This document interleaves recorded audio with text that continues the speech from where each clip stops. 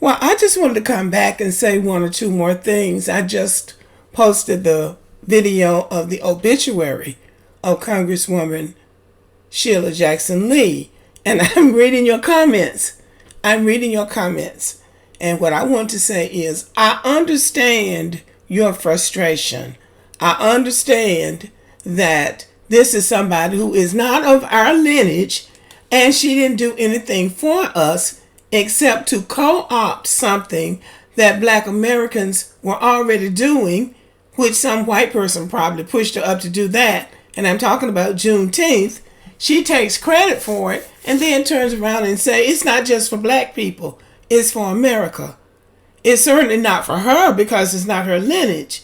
But this is the kind of stuff that's frustrating to Black people, including me. But it has made us think. The frustration that we feel at these politicians has made us think. Because, and I can date myself, but I'm sure I'm older than many of you. I can remember the time when Black Americans were just glad to have somebody elected to Congress. We were just glad to see a Black face up there.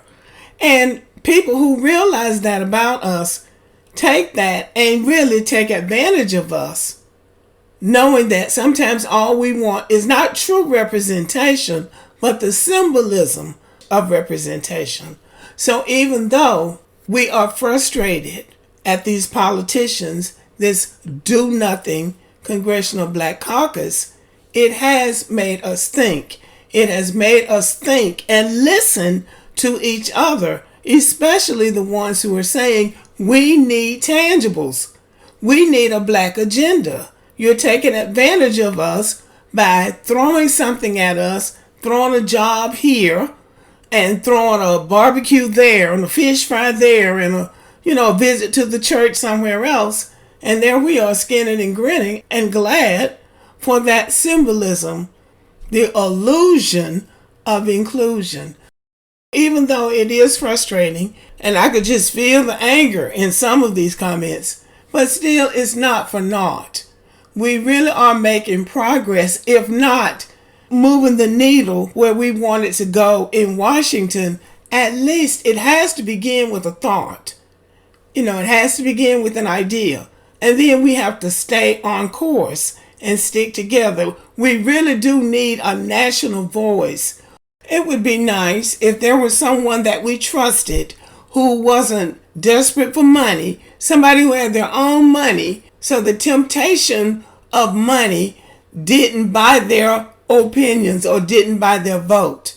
It would be nice if we had a leader like that who could stand in the gap for us and speak to the national leaders and say, this is what we need, and argue with our historical facts. But the people who have the money, they don't have the mind to be concerned about our issues. So anyway, moving on. Dr. Martin Luther King said he had been to the mountaintop, and we are going to make it to the promised land. And so we have to keep faith that we're going to make it. We are going to make it. And so we report the death of somebody, even if we don't agree with their politics, but they were a part of the community. And so we just acknowledge that out of our own decency. But I just want you to know that I feel the frustration, and I understand. I understand the frustration. But in the end, it will make us stronger.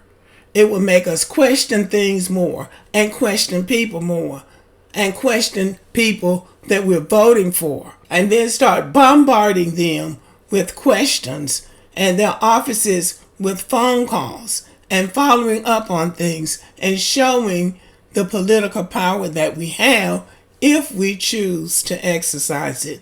So I do appreciate your comments, and I do read the comments, especially right after I post something. I read those comments, and I do appreciate your thinking, and it is that thinking that will ultimately move the ball in our favor if we stay on course and not get distracted by foolishness. So again, thank you, and thank you for responding.